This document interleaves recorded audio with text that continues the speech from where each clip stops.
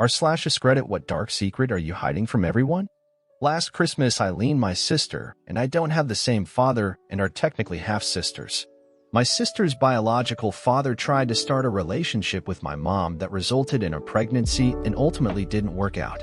That biological father is dead now, but I didn't probe any further about his identity or how he died in case it was something traumatic for my mom to remember.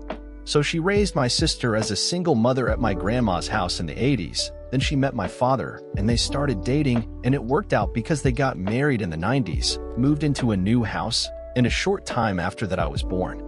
She told me never call my sister my half-sister, and just pretend all of this doesn't matter because she's my sister, and I'm keeping it that way. And if anyone asks about the 10-year age gap, I just tell them it's a long story. I'm the spitting image of my grandpa on my dad's side. Both my parents are almost a foot shorter than me, but I'm almost the same height as him. When my mother got sick when I was a kid, my grandpa went to visit her daily for extended periods of time in the hospital. In his final months, she did the same. After he passed, we found out he kept a whole other family on the side in secret too. Looking back at my dad's military deployment history, it would also be dicey if she could have gotten pregnant by him around the appropriate time. Based on a collection of various hunches, I'm fairly convinced I'm the product of an affair between my mother and supposed grandfather. More disturbingly, this would probably be one of the most light-hearted revelations about my family. When I was young, probably around age 9 or 10, I was walking home with my dog from a house around the block when he cut the corner and walked diagonally through the yard of this super mean old lady who lived at the end of your street. She was in her yard at the time, tending to these really fancy-looking rose bushes she had growing in beds along the border with her neighbor. My dog was a very friendly golden retriever who didn't even really come near her and certainly didn't do anything threatening, but she sprayed the fuck out of him with some kind of insecticide or other chemical she was using on her roses. I ran back home with the dog and hosed him off. He coughed a bunch, but seemed otherwise fine. I didn't tell my parents because somehow I thought I was going to get into trouble for letting the dog walk in her yard. I'm glad I didn't tell them, though, because I decided that night to sneak downstairs, out the half-bath window, and down the street to her yard where I cut down every goddamn rose bush I could get my hands on. A man broke into my home about 10 years ago. Well, kind of. He knocked. I answered the door, and he pushed his way in. He spoke about the 4 horsemen of the apocalypse and tried to extort me for protection, or he and his brothers of doom would come and kill me. He was huge. Ex-Navy, if he was to be believed. Drunk as hell, hand covered in blood holding a broken bottle. I was terrified. I told him to leave. He wouldn't. He was getting aggressive. I told him I would splatter his brains against the wall if he didn't. I didn't have a gun at the time. Anyway, he didn't leave. I went into my kitchen and grabbed a knife and sliced at him a few times. He staggered away, seemingly okay. I assumed he was all right, just wounded a bit. I never saw him again. A neighbor told me days later a man was found dead, some wounds on his arms. I can only guess he bled out, but I never got questioned, somehow. There was a lot of blood in and around my house. I lived in a pretty seedy area, so I guess the cops just didn't care. The guy was apparently a repeat criminal. I killed a man, at least indirectly, and have never told anybody. When I was younger, I lived with my grandmother. Not long after I turned 18, her health started to decline. That sort of decline that you know means she won't be around for much longer. Over the months, I did my best to take care of her, getting her to the hospital when she needed, and other things. We had someone coming every day to help her with things I couldn't. Well, what my family doesn't know is that the night she passed, I was in the living room watching TV. My dog was in bed with my grandma, and I started to hear him whimper and bark. I knew what was happening. I knew that if I acted, I could potentially save her. I didn't want to watch her suffer anymore, though, to watch her live with so much pain and unable to do anything for herself anymore. So I made the choice to let her pass before making any calls. She lived 92 years, and the only regret I have is that she passed a month after I would have graduated if I hadn't been kicked out of school. She had been in good enough health at the time to go to my graduation. I still kick myself for how stupid I was back then. Edit. I didn't expect this much support. Thanks. I'm not too torn up about letting her pass. I knew it was for the best. She was such a great person. She didn't deserve to live in such a poor manner any longer than she already had.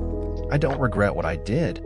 I regret what I had done that got me kicked out of school, that I didn't try and make it to graduation for her.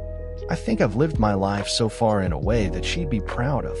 Not graduating before she passed is the only regret I really have in this life so far, and I'm 35 now. So I think I'm doing pretty good. She's not my secret, but my mom's. And I'm not hiding it from everyone, just the person who it potentially matters to the most. When my mom was in high school in the 60s, she had a long-term serious boyfriend named Jimmy. They were each other's first. They were together for years and were planning on getting married. He went away to college, my mom stayed behind, but they were still together. You know what happened next. He cheated and got the new girl pregnant. He comes home to break the news to my mom. Abortion was not legal at the time. He basically says that he wants to be with my mom, but he has no choice but to marry this other girl. My mom was devastated. Here's the secret. My mom was also pregnant by him, but hadn't told him yet. She decided she wasn't ever going to tell him. Jimmy went on to marry the other girl and never knew my mom was also pregnant. She told me that she later threw herself down a flight of stairs to cause a miscarriage. My mom actually reconnected with Jimmy during the early days of Facebook. She didn't have an account, but asked me to look for him using mine. He was still married to the same person. My mom was married to my dad. They wrote to each other for a while, using my account. Ugh. Signed their messages saying, "I love you." My mom passed away a number of years ago. I think about this knowledge I have that Jimmy doesn't. This major life event thing that he doesn't even know happened. That could have changed the trajectory of many lives. I'm certainly not going to tell him. It's not my secret to tell. Edit. There seems to be a part of the story that I didn't make clear enough. My mom had a miscarriage and never had that baby. It was an intentional miscarriage by throwing herself down the stairs. Jimmy is not my father. My wife, her mom, and I bought a house about 2 years ago. Just from talking to the neighbors, I'd gathered that the family who lived here before had a daughter that was mixed up with the wrong people. We had some random person knock on our door at night saying he needed gas. We are down a long driveway. No way you'd randomly walk up to our house to ask for help. I think he was looking for the people who used to live here. And then another time Sunday morning making pancakes for the family. I get a knock on the door, and it's 4 sheriff's officers saying they received a 911 call that hung up, and it was from the house. We don't have a landline, and I answered them. My wife and 2-year-old did not make any call. They mentioned a name of the previous occupants, and I let them know we moved in earlier this year, and they seemed okay with that and left. Anyways, I was doing some yard work and struck up conversation with the neighbor. He saw the police cars and asked what was up. I told him the situation, and he just goes, "Oh yeah, that family was messed up." The cops were probably being cautious considering the shooting. "What shooting?" I ask. He kinda looks at me with a sad, worried face. "The shooting in your house." Wait, what? I say, truly baffled. He then proceeds to tell me that about 2 years before, the father in the house confronted his daughter and boyfriend he didn't like and shot and killed the boyfriend in the house. Our state doesn't have a disclosure law, so we never knew. I was blown away. All the strange happenings kinda made sense now. He said the friends of the victim had kinda terrorized them for a while, cause the police were taking so long to press charges, /titters. Midnight fireworks, odd shit that the neighbors hated. I was shocked, but just said, "That's crazy. But hey, do me a favor and never tell my wife or ML about that. They are a little spooked by things like that." So the TRDL is that we live in a murder house, and I'm the only one of my family that knows. In high school, I was a super good kid. Straight A student who loved homework, keeping out of trouble, and who was quiet as hell during class. So anyway, there was this guy who was also in AP classes with me, but he was super loud and obnoxious, but would pull stunts in such a way that he would have some margin of plausible deniability. Though we never spoke. I'm not sure he even knew I existed. He rubbed me the wrong way. Maybe it was from the one cold day when this other girl in our class had her nipples poking through her shirt. She forgot a sweater, and he kept saying to her, "Damn, it's cold." Maybe it was from when he would pretend to be friends with kid who was definitely spectrum and desperate to be friends with him to do the bully's homework for him, and then bully him the next day.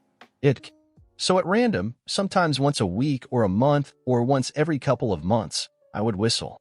It's this high-pitched whistle that sounds like a tea kettle that I can do while barely moving my mouth. Back then, no one knew I could do it except for my family. The super obnoxious kid always got in trouble. I was never once suspected. I was married for 13 years to my best friend. We had what I thought was a great, easy marriage. One day our 5-year daughter told me he was having her perform oral sex on him. I was shocked, devastated, and afraid. He was one of those fun guys everyone loves to be around. I immediately called the police and he was arrested.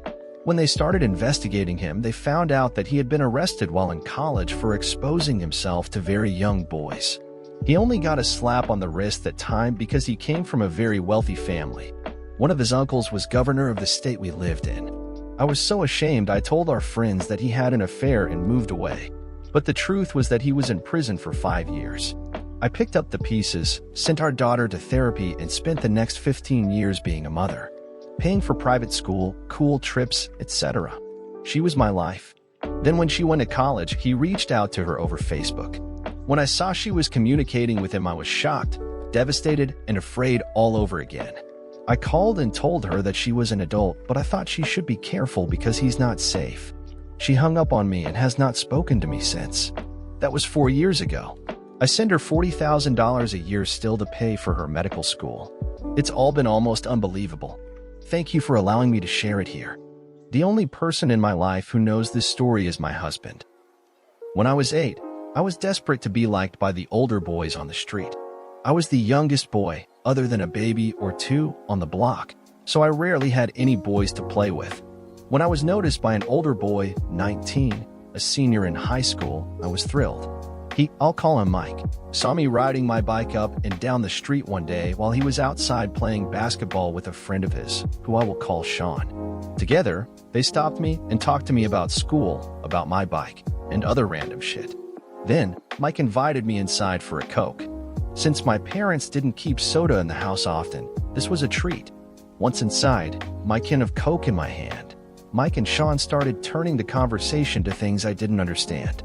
I don't remember exactly what they talked about, but I do remember a lot of questions about my body, my penis, whether I got erections, and if I had ever seen an older boy's thingy. This turned into them taking their pants off and urging me to do the same. I didn't want to, but Mike knew I was an insecure little kid. He turned on the manipulation. Oh, well, I thought you were cool, Faustus. I guess not. I don't talk to boys who aren't cool. That kind of shit. I did what they asked from that point on, afraid to be uncool and not have older boys to talk to anymore. That day, all they made me do was touch them. But 4 months afterward, until Mike went away to college, I was used by them. Most often, it was just Mike. About half the time, though, Sean was involved. He seemed less gung-ho about raping me than Mike did. Without going into details, if you can imagine something sexual a 19-year-old could do to an 8-year-old, he did it to me. The weirdest part about it all was, though I hated it when it was happening, I missed it when it was over. I felt special when Mike would invite me into his house. When he left for college, and when Sean completely ignored me after Mike was gone, I felt lonely and unwanted again. I never told my parents. To this day, more than 30 years after the fact, they don't know that it happened. Mike and Sean never faced any sort of repercussions for what they did to me. Though, in a small bit of justice, Mike did end up going to prison about 10 years ago for doing the same thing to another boy. There are probably more than just that boy in me, but at least he finally got caught for hurting someone.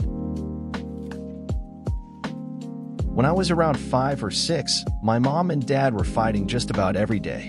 Well, I was napping on the couch when my mom came in very upset and she shook me awake. She asked me if I saw the girl my dad brought home. I've always felt terrible for this BC. I hadn't seen anyone but my dad that whole day. I'm pretty sure he was just playing video games like usual, but for some reason in my sleepy kid brain I answered yes. I said she was with him in their room. I'm honestly not sure why I lied like that, but they got a divorce shortly after and I always felt like it was my fault. Until I recently found out my little sister is actually my half-sister, but that's a whole other story. Edit. For clarification, my dad had been cheating with my mom's sister, and my mom was cheating with one of their friends to get back at him. She thought he was cheating with a different girl, but found out later it was my aunt. Honestly, their relationship was on its way out. I don't feel bad about it now, since a few years ago we found out my little sister is my half-sister from the affair my mom had. This first part isn't exactly dark, but when I was a kid around 9 or so, my cousin who was 12 at the time would make out with me. I didn't really know better at that age, but thought I'd be in trouble if I talked about it. For whatever reason, about 6 years went by before I saw him again, and it was never brought up, never mentioned. He was like a totally different person. I sometimes wonder if it even happened. My memory isn't very reliable, and it was so long ago now. I'm in my 20s. Fast forward a little bit more, and I found out he died a couple years ago while cleaning a gun. Accidentally shot himself. My great aunt, who's his grandma and who basically raised him, believes wholeheartedly that it was an accident. But I suspect it wasn't. He grew up around guns and knowing how they work and how to empty them and everything. I find the odds that he accidentally forgot to empty the chamber pretty low. I also know he was struggling with depression and brain damage from a car accident a year prior. But I won't tell my aunt any of this. I think it would break her heart. Edit. About the first part, I don't really know how I feel about it nowadays. It's just a thing that happened. I struggled with some weird, negative emotions about it for a while, but it's so far gone in the past, and I live half a country away that it's easier to just not think about it. About the second, I know accidentally shooting yourself is more common than it seems, but I have plenty of reason to believe it was suicide.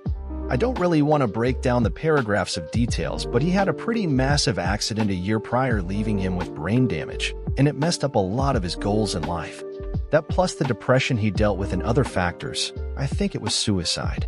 I hope it wasn't. Funny, lighthearted story from my childhood. My little brother was in the shower. I could hear him singing.